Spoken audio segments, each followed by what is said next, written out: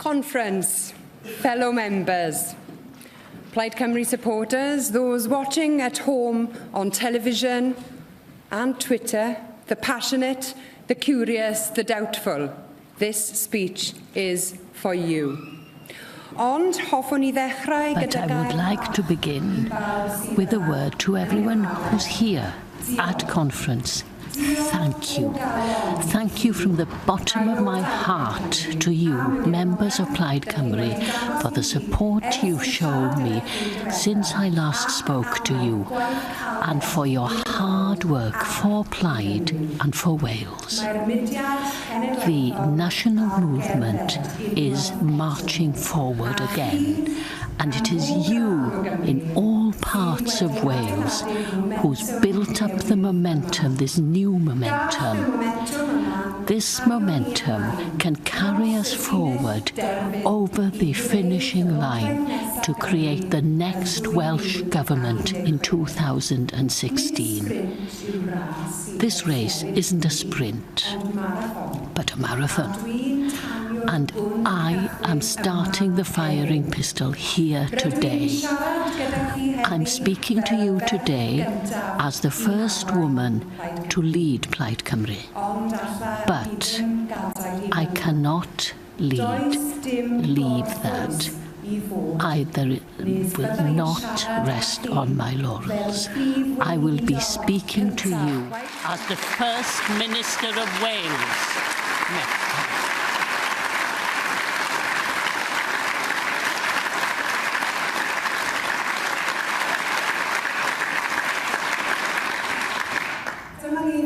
Here we are, therefore, in Aberystwyth, a particularly significant town in our history over the years. It was here that a university was built for the people with £100,000 worth of contributions of less than 5 shillings each, and also, thanks to the gifts of people, the first Welsh medium school ever was established here. This is the home of the National Library of Wales, which keeps the historical documents of Wales and the documents of today for the generations to come. And here also was the home of the first headquarters of Plaid Cymru. This is the town which is based on the values of our nation: cooperation and ambition. I came to Aberystwyth first when I was at university during the 1992 election, when Cynog Davies, one of our greatest thinkers of that generation of nationalists, bring together the Greens and the Welsh nationalists, and now somebody new is going to raise the flag in the election. The George Borrow for today and the next MP for Ceredigion, Mike Parker.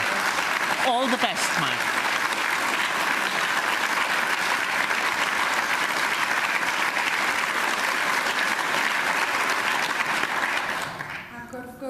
And of course, that's where we gave our last farewell to Gwynfor, looking towards the horizon where the Celtic Sea touches the rest of the world. Because our politics, the politics of Gwynfor, has never been narrow. Plaid Cymru's politics is an open, outward-looking, cooperative nationalism that embraces with equal dignity and respect all of our brothers and sisters on the face of the earth. It was here, in Aberystwyth, that one of the world's first branches of the League of Nations was created in 1919. As a nation, Wales has paid too high a price for militarism and the power politics of others, not to embrace peace and internationalism as values that define us to the core. Which is why I was proud to see Elfyn and Plaid Cymru's group at Westminster lead only a few weeks ago. by helping to craft a cross-party motion opposing the Conservative and Liberal drumbeat of war, we managed to avert what could have easily become a regional conflagration throughout the Middle East. Plaid Cymru and the SNP's combined votes were, in that moment, the difference between peace and war.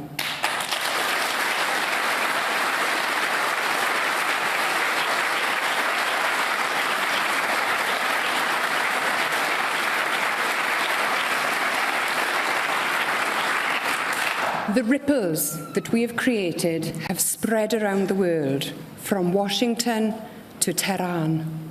Violence only begets violence, and we have seen this truth repeat itself over the last decade.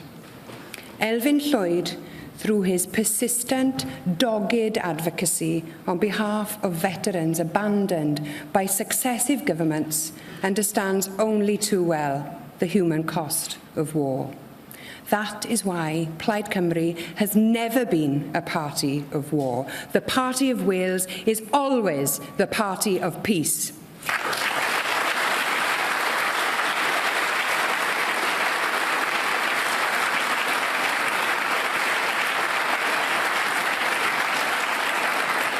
It's great to be able to stand here before you today with success, a year of positive progress.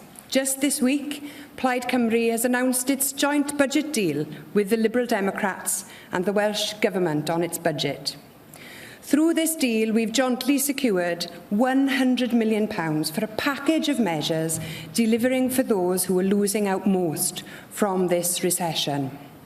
Our close-to-home care package is a menu of convalescence measures designed to help people quickly recover outside hospital, helping to unblock beds and get people treatment quicker in our health service. This will be the start of building a new system, a joint health and social intermediary care service. The package includes the provision of 3 new robotic arms to treat prostate cancer. People with cancer are currently forced to travel over the border and pay in the region of £15,000 privately because the service is not currently available in Wales. Local authorities will be encouraged to work with the health service in the interests of better, quicker services to people and reducing waiting times. Directly challenging deprivation by providing help for the Supporting People budget, which funds projects for the most vulnerable, domestic abuse survivors, people with mental health problems, homeless people. And by delivering a grant worth £918 for every child entitled to free school meals.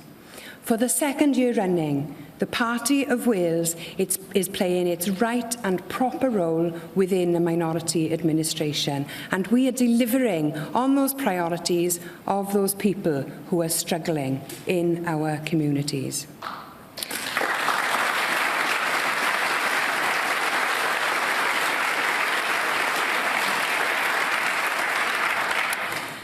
"2013 was meant to be an election-free zone." It was in most places, but not on Ynys Môn. The Party of Wales has had not one, but 2 famous victories on Ynys Môn this year. We laid down the foundations, coming first in May's County Council elections. And in August, not only did we win a by-election emphatically in Caerphilly, but also we elected in advance the first new member of the new intake of 2016 that will be the governing Party of Wales.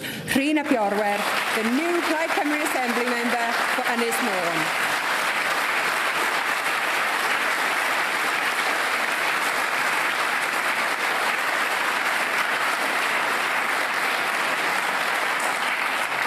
Some said that under my leadership, Plaid Cymru couldn't win in the north.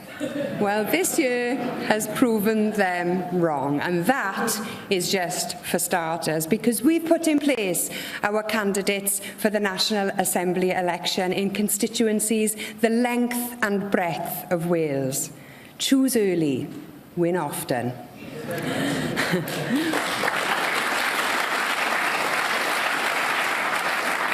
We can now see the beginnings of the team that will not only win an election, but more than that, a team with the skills and the ideas and the passion that is needed to change a country.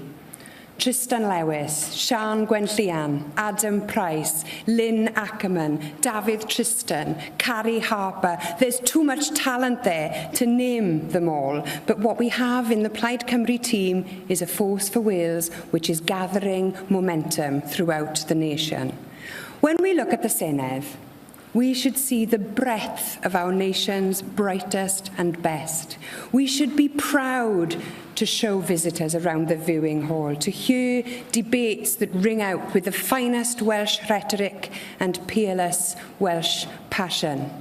The poverty of our politics in Wales at the moment is a national embarrassment. A First Minister refusing to answer direct questions. Government ministers refusing interviews. Yes, refusing to be scrutinised by the media. The farce of ministers holding up placards against their own policies.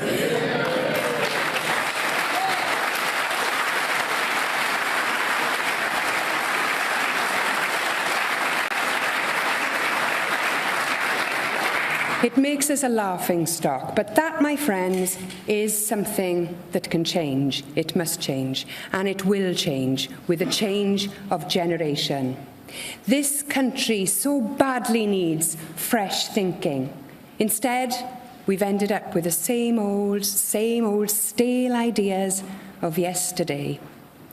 Politics that is so locked in the past, the Senedd sometimes feels that it should be shipped pane by pane to St Fagan's Museum. That must change, and it will change with different leadership. Wales now needs substance. We now need someone who is serious about getting to grips with the things that are holding us back, not just since the recession began in 2008, but for generations.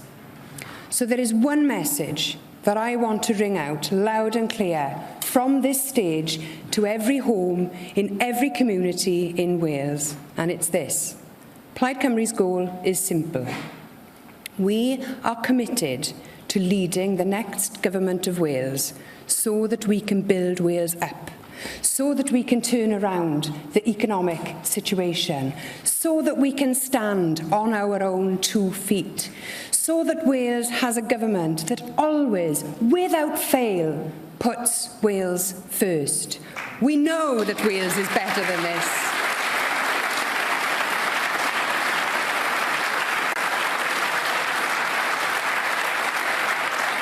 And yes, our dream is one day to see an independent Wales.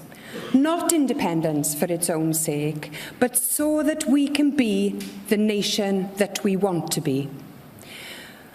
Votes for 16-year-olds has been in the news recently, and it's good to see the others catch up. It's been a long-standing Plaid Cymru policy and indeed a policy of the SNP's. But the sobering fact when considering votes at 16 in Wales is this. There are young people of 16 years of age now who will be voting at the next Assembly election who have lived their entire lives with just one party in power. What has 16 unbroken years of Labour control of health, of education and our economic future done for them? 23% of our population, almost 1 in 4, are below the official EU at-risk threshold for poverty. 8 points higher than Ireland, with all the problems that they've had to contend with. Higher even than Greece in the grip of the crisis. Even Romania, which, if you believe that tabloid press, is packed full of economic refugees, has fewer people below the poverty line, according to the EU, than Wales. And here is the saddest fact of all. If you take the latest figures available for every country, then Wales has the highest poverty rate of any country in the entire European Union. That is the legacy of a decade and a half of the same party in power. Wales, the poverty capital of Europe, bottom of the UK's economic league table and second from the bottom in Western Europe. For shame.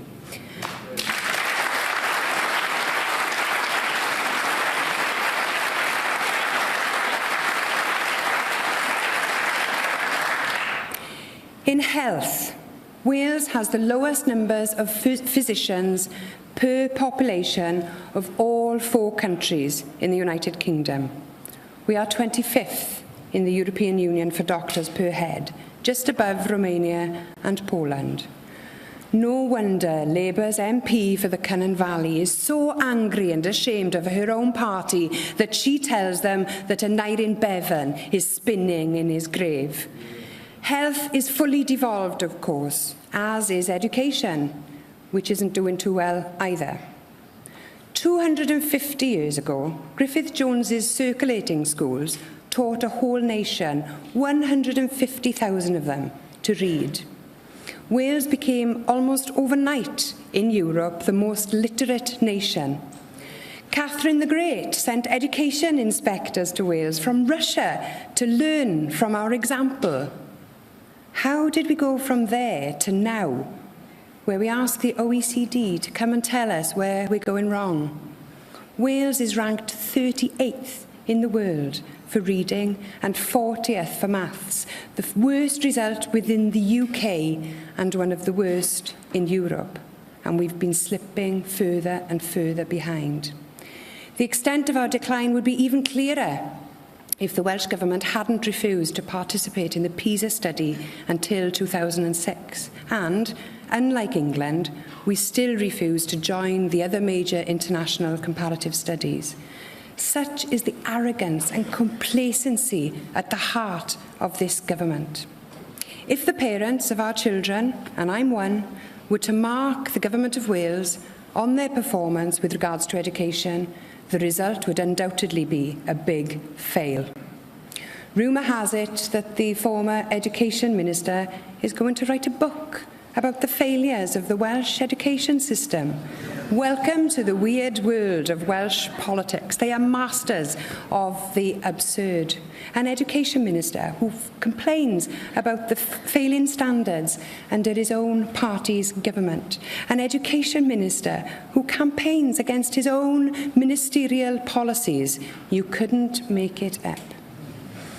Labour MPs and Assembly members, government ministers even, are today campaigning against closures and cuts in the health service that are happening on their own party's watch. They must think people are daft. A former Labour Energy Secretary complaining about the system of energy regulation that his own party put in place.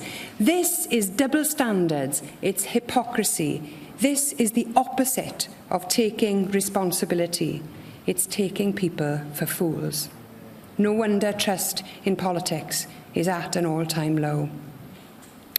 What's happened with targets doesn't help. Unfavourable targets in health look set to be dropped. Labour has a PISA target for Wales for 2016, but few think it can be met in private. I hope that they're wrong, and I hope too that it will not suffer the same fate as the target to close the gap in GDP to 90% of the UK average. Do you remember that goal? Another one for Labour's graveyard of ambition. The so-called party of the working people is a different beast to the one that it once was. The Labour Party of 1945, confronted by profiteering in the railways, in energy, in the broadband network, would declare their intention to bring these vital elements of public infrastructure into public ownership. The market is failing people. Instead, they offer a temporary freeze on the current level of unfairness. It's better than nothing, but it's not enough, and it's not a lasting solution. Surely, if all competition brings us is energy companies colluding to fix prices and profits, What is the point? The profits of the big 6 energy companies have gone up by 73% in the last 3 years. And yesterday, we heard of yet more price hikes for long-suffering households. People in Wales pay more for their electricity than customers in England and Scotland. How is that fair? It isn't. Our country produces more electricity than it uses, but we are powerless. Wales does not have the control over our own energy resources. Those decisions are made at Westminster. But the whole system is wrong, forcing those who can't afford to pay for their electricity to pay the most through prepayment and credit up front. If markets are failing the public, then it's time the public took back the market.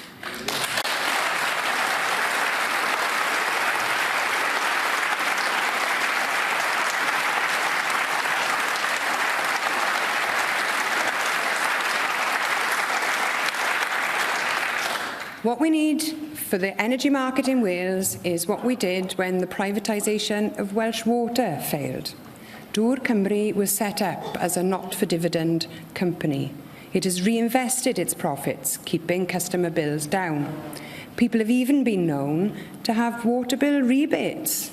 It has been a successful model, and that is why we are calling for the establishment of a non-profit Glas Cymru-style entity, Ynni Cymru Energy Wales. Ynni Cymru Energy Wales would buy gas and electricity at wholesale prices and then sell direct to all Welsh customers and businesses. This could be set up by the government as an arm's-length company. Surpluses will be split between protecting customers from volatile wholesale prices and an expansion of energy efficiency measures.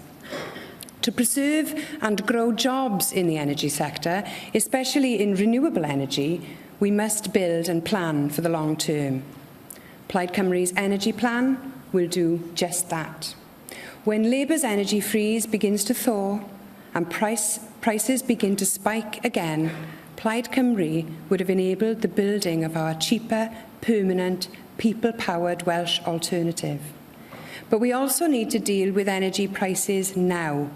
Too many in fuel poverty can't afford to wait until 2015. Cutting VAT on energy would save each household £60 each in the next year. And it should be done now, before the winter freeze sets in. Our support for all those who are struggling financially can't end there. Due to the failure of successive governments to build sufficient council housing and cool the housing market, many young people in particular are forced to rent from private landlords well into their 20s and their 30s. This is generation rent. There are 190,000 households renting in Wales. 14% of all households are in the private rented sector. Even during this long recession, rent rises have continued to outstrip inflation. In Wales, over the last year, rent has on average risen by 5%, well above the UK average. This is completely unsustainable. I am therefore announcing our intention today to reintroduce rent control for the private rented sector during the next Assembly period.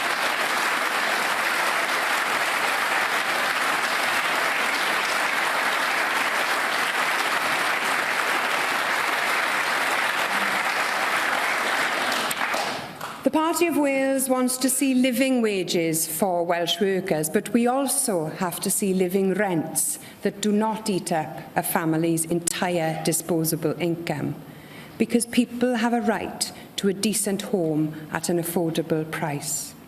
And we will want to see concerted action to end the housing crisis here in rural Wales. We want to see strong and healthy Welsh-speaking communities.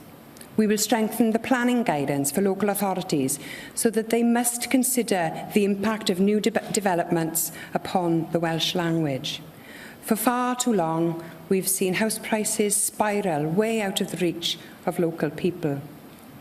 Plaid Cymru will introduce legislation which will give power to local authorities to introduce controls on second homes in designated areas of Wales in order to relieve the external pressure on the housing market. We will also seek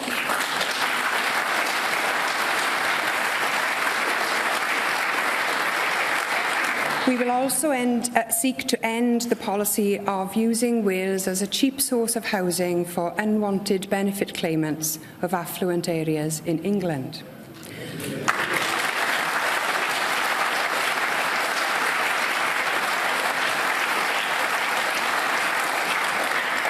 Plaid Cymru will require local authorities and registered social landlords to give clear priority to people with genuine local connections.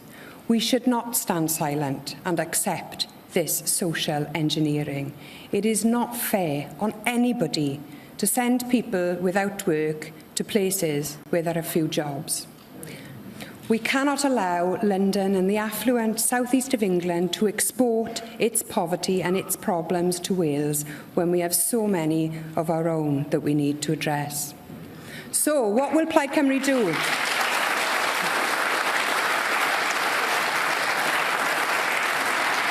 So what will Plaid Cymru do to address those problems? Chiefly, it's about the economy.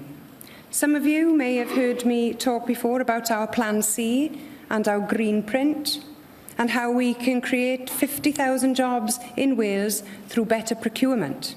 Some of those jobs can come through our SME sector, our small, medium-sized businesses, which are the bedrock of the Welsh economy.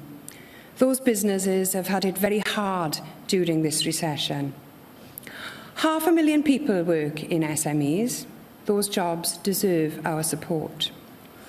That is why a Plaid Cymru government will build on the work of Leanne Wyn-Jones and our business rates pledge from 2007. We will cut business rates for businesses with a rateable value of less than £15,000 a year. This will help 83,000 businesses, 73,000 of which will pay no business rates at all, securing the future of tens of thousands of jobs in Wales. And of course, young people need help too. The number of young people not in education, training or employment for more than a year has quadrupled in the past 2 years. Those young people don't need a scheme, they need a future. They don't need to be threatened with having their benefits cut. They need a job. And that is why Plaid Cymru will fight for the youth employment guarantee that's available from some parts of the European Union to be available in Wales as well.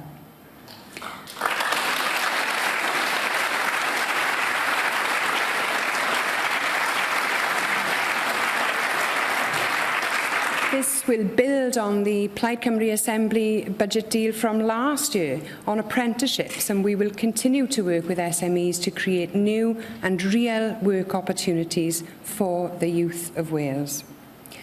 We need urgent action on health too. We have a crisis of obesity and diabetes that is killing us as a nation. And yet these chronic diseases are chronically underfunded in a Welsh NHS in crisis. We need action at all levels. We must change consumption patterns if we are to stop the obesity epidemic, as well as boost resources for healthcare. So the Welsh Government that I will lead will introduce a sugary drinks levy of up to 20p per litre. We will employ 1,000 more doctors with the monies raised, bringing Wales up to the UK average and reducing the need to take services further away from people. This is Plaid Cymru's alternative to hospital centralisation.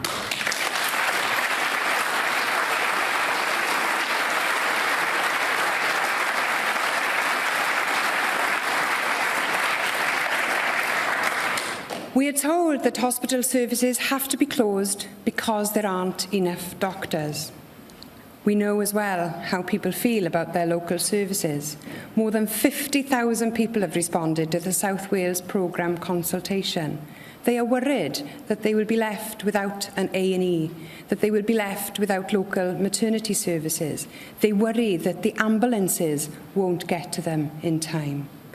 We will provide more doctors so that those services can stay open and stay safe. If 1,000 more doctors sounds overambitious, just consider this. With them, Wales would only be brought up to the UK average. So we must have those extra doctors. And a Plaid Cymru government will deliver them. We will deliver a better Welsh NHS.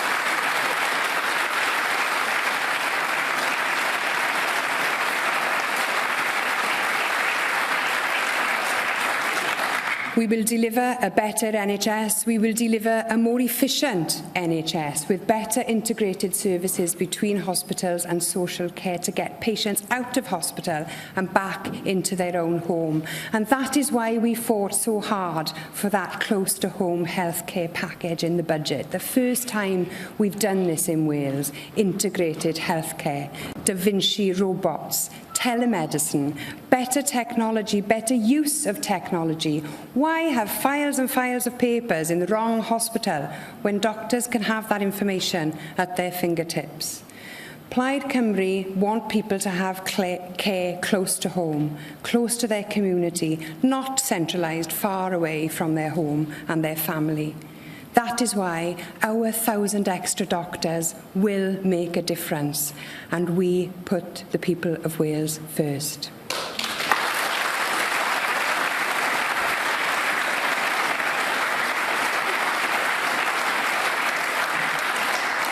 "1,000 more doctors in Wales. 1,000 more doctors looking after our health when we need it." Next year, 2014, is the year of the European elections. It's also a year in which we remember the travails of Europe's past. 100 years ago, since the beginning of the war that was meant to end all wars. The difference between Europe then and Europe now is that those countries that were battlefields, Germany, France and Belgium, formed a new partnership. We must never allow the countries of Europe to be in conflict again. That is why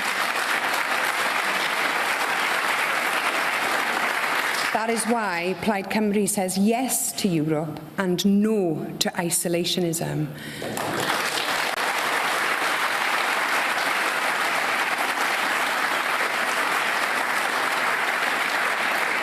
Now, that's not to say we sign up to all aspects of the European Union in its current form. We want to see people much more at the heart of what the EU does. We want to see more cooperation, we want to see more redistribution, and we want Wales to be on a level playing field so that we're not reliant on handouts, so that we can stand on our own 2 feet. And there's no reason why we can't. Let us reflect on the 100 years since 1914. Of course, it wasn't just on the battlefield that the obscene rush to war left its mark on Wales. Preparations for war fuelled the demand for coal. Coal output in Wales reached its historic peak in 1913. We became an economy almost solely dependent upon one industry. It ravaged our landscape and the lungs of our men. It killed them in their thousands, every bit as cruelly as war, my forefathers among them.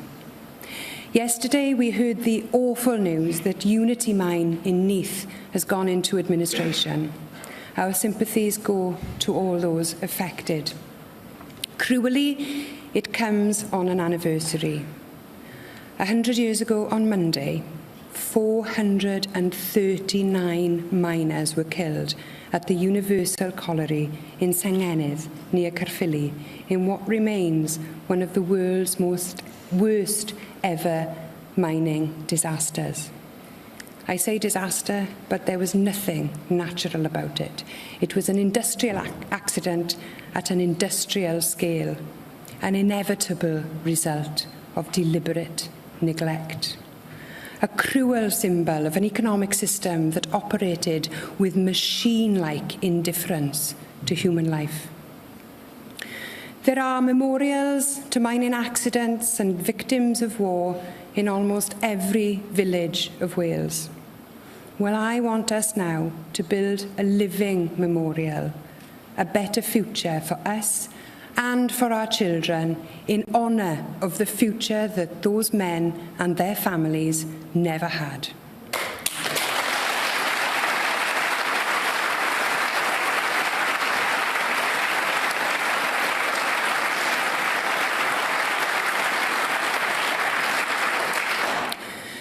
Too many lives were lost on Flanders fields to allow the dream of European cooperation to wither.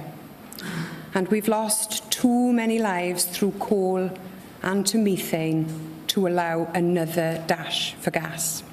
Our investment and our effort has to go into clean, safe industries now. The land of Wales is scarred and bruised. While the technology is untested and the harm to the environment is unknown, we cannot allow a tiny inch of our land to be fracked beneath our feet.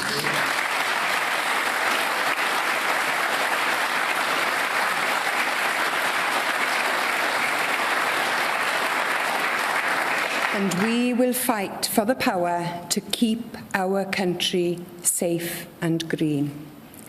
To be Conservative is meant to be about conserving, about honouring tradition and the values and sacrifices of the past.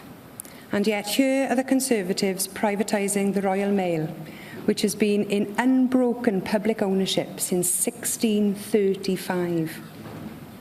There is a plaque in Aberystwyth Post Office to the 7 local postal workers who died in the First World War. There is some bitter irony in the service that they joined being sold for a pittance by a Conservative and Liberal coalition in the months before a centenary of a war fought by that same coalition. The Wales that we want to create will be operated by a fairly fundamental principle, that services run for the benefit of people can only be properly managed in the interests of the people. If you believe in that future, then whichever way you have voted in the past, your home is here with us.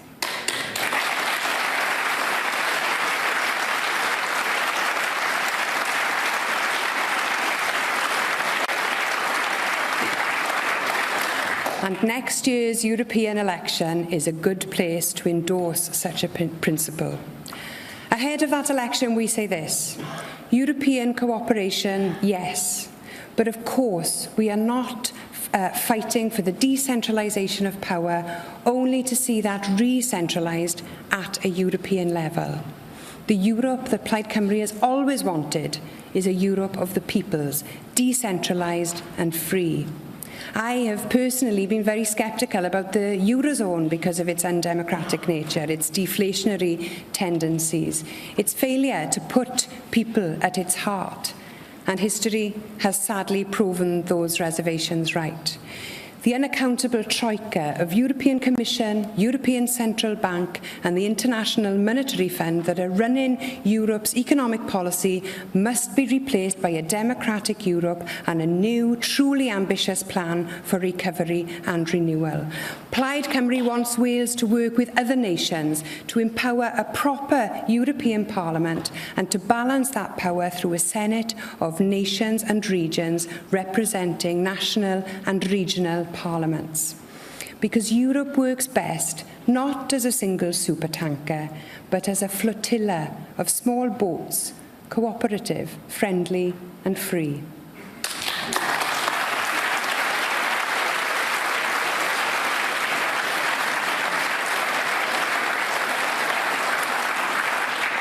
To get from here to there, we need some new leadership for Europe and for Wales.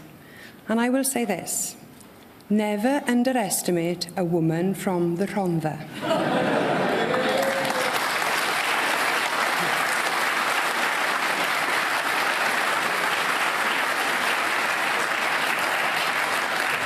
And with Plaid Cymru, it's a 2-for-1 deal. Just as I have my team in the next Government of Wales, let's return Jill Evans and her team next May to continue to promote the Welsh national interest.